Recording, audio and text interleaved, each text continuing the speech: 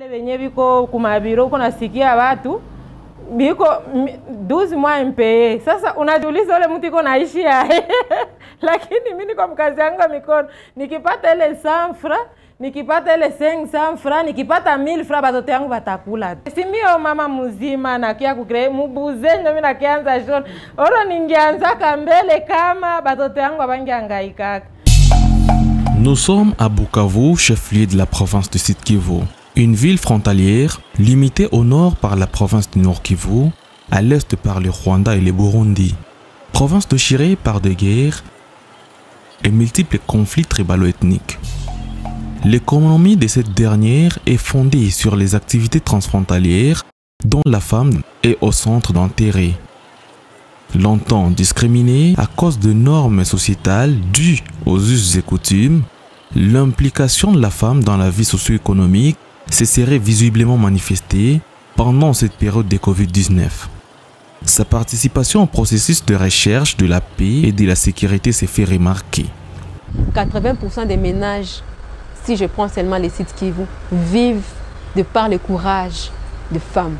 Quand il y a eu Covid, mais il fallait voir le nombre de femmes qui traversaient la frontière pour aller chercher la nourriture pour les enfants. Et donc, sur le plan économique, sur le plan du développement de la province, je pense que les piliers même du développement de notre province est sur la femme. Madame Sarah, âgée d'une trentaine d'années, vit à Nyamugo, l'un des quartiers populaires de la ville de Bukavu, où les vols et banditisme sont monnaie courante.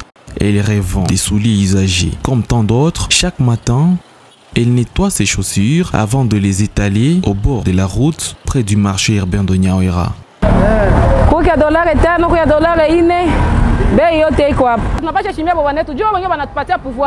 Sikujipatia mpeke mutae, yengo alinipatia hayo. Juu mkono mwa ipigake ngoma. Anatafuta ngambo na mimi natafuta ngambo. Wanapata na mabunga analetea watoto wanakula. Sama kwa bwana ataenda atapata. Mie kwa ndaenda nafanyikiwa.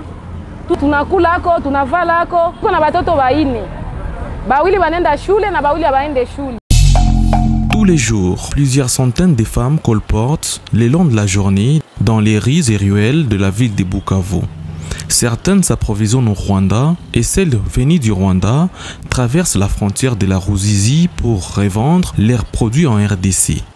Adrien Zawadi, président du bureau provincial de la société civile du Sud Kivu, encourage cette approche. Nous avons vu, nous l'avons vécu pendant la période du coronavirus, là où toutes les activités étaient au ralenti. Nous avons vu comment les mamans du Sud Kivu se sont démenés pour faire vivre, pour faire espérer toutes les familles du Sud Kivu. N'eût été le courage et l'engagement de la femme dans les petites activités commerciales, je crois que les familles du Sud Kivu auraient connu des situations indescriptibles aujourd'hui. Donc l'autonomisation de la femme au Sud Kivu, elle est encore faible aujourd'hui, mais on a vu qu'avec la petite expérience, les petites activités commerciales, les petites activités champêtres ont essayé de faire vivre leurs familles, ont donné de l'espoir aux enfants et aux familles du Sud Kivu. Donc, il faut absolument appuyer l'autonomisation de la femme au Sud Kivu. L'instabilité économique étant à la base de plusieurs conflits tribalo-ethniques dans la province du Sud Kivu, les femmes ont développé des capacités de résilience en créant des associations villageoises d'épargne et de crédit avec un sigle. Madame Asifiwe Walamiri est responsable financier au sein de l'association chrétienne pour la lutte contre la pauvreté. Elle encadre plus de 1500 femmes regroupées dans 200 associations villageoises d'épargne et de crédit. Nous enseignons les femmes pour savoir économiser et épargner aussi. Nous utilisons ces carnets ici. Ils mettent aussi des petits, soit par exemple 2000 francs, 1000 francs par jour ou pendant une semaine, ils peuvent mettre aussi soit 5 000 francs, soit 10 000 francs, ça dépend de leurs moyens. Et nous diminuons aussi les conflits tribaux entre les femmes. Nous avons beaucoup de tribus, par exemple les Bashi, les Barega, nous avons aussi les Batembo. Donc nous encadrons beaucoup l'autonomisation de la femme pour que ses droits soient respectés et elle se sent épanouie encore dans ces activités de petits commerces Et grâce à ces petits riens qu'elles mettent ici, nous les donnons aussi des crédits. Dans tous les territoires de la province du Sud Kivu, comme dans la ville de Bukavu, la jeunesse est la proie de la manipulation politicienne. Neema Sambo Joela, à moins de 30 ans, ancienne journaliste, aujourd'hui à la tête du conseil provincial de la jeunesse. Il y a beaucoup de mythes et stéréotypes dans nos coutumes, dans la société, qui n'a pas permis à ce que la femme puisse évoluer. Ça, c'est vrai. Avec tous les programmes qui sont venus ici dans notre pays, en Afrique, aujourd'hui, l'homme et la femme, on comprend déjà qu'ils sont au même pied d'égalité. Nous tous, nous avons les mêmes chances de pouvoir arriver là où nous voulons.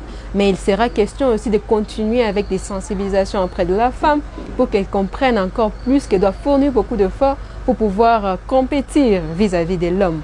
Parce que c'est là pourra la faciliter à pouvoir avancer, à pouvoir aller de l'avant, à pouvoir créer des opportunités, à pouvoir s'ouvrir au monde.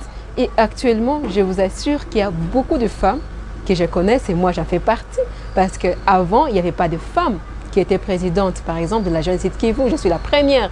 C'est quelque chose d'exemple, ou bien c'est quelque chose de nouveau qui n'existait pas avant. Donc actuellement, les femmes se battent. Il y a des femmes qui sont en train de créer des associations, il y a des femmes qui sont en train de créer des entreprises, il y a des femmes qui sont dans le monde politique, et donc les chances sont égaux et les femmes continuent à évoluer, et nous sommes sûrs que dans les années qui vont suivre, il y aura vraiment beaucoup de femmes qui seront dans des pots de prise de décision.